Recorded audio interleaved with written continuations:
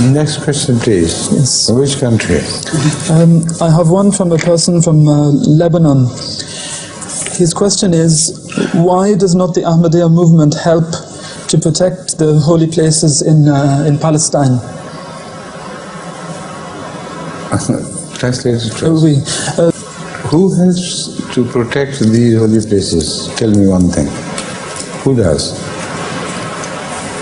It is the so-called non-Ahmadi masses and the ulama which are responsible for giving over these places to the Jewish people.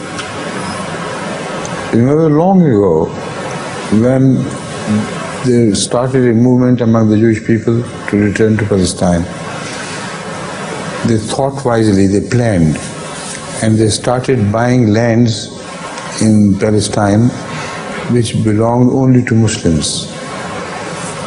There is a very small community of the Jewish people which did not give any sense of justification to the creation of Israel there.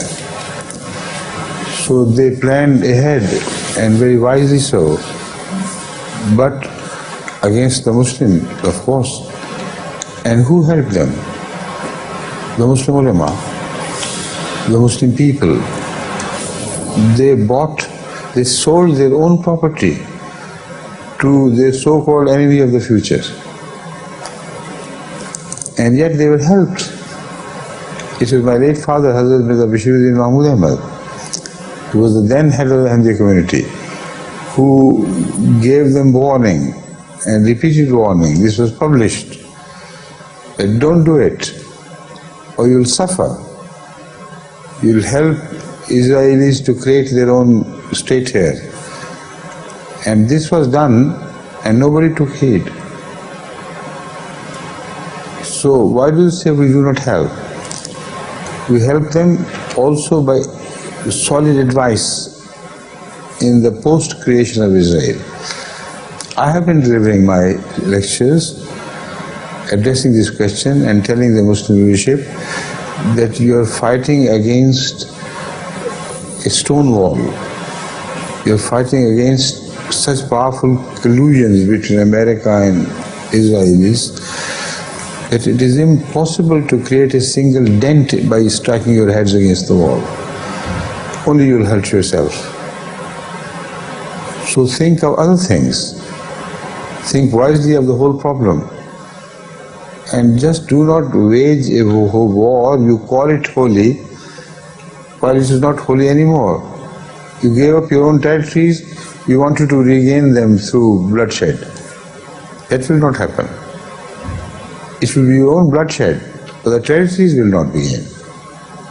So what is the wisdom behind this sort of jihad, where you are only the loser? While the holy jihad of Hazrat Muhammad turned you into a people who always gained. So this is what we have been advising them. Every time they went into war with Israel, they lost more territory. Every time they killed a few Israelis, they lost thousands of Muslims, innocent children and women to be slaughtered. Who is responsible for this? Is this the holy war, which is so-called holy war, waged by Muhammad? Never. His war, even against infidels, was not against women and children. But by killing a few children of Israel, you have this havoc of their revenge brought upon thousands upon thousands of Muslim children and women. Do they call it jihad? Do they want us to help them in this jihad? Certainly not.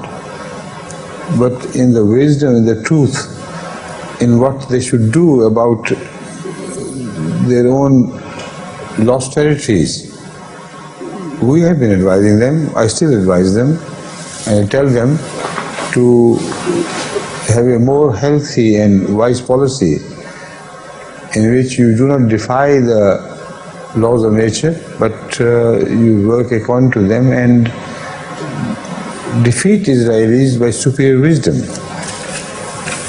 That I think still can be done.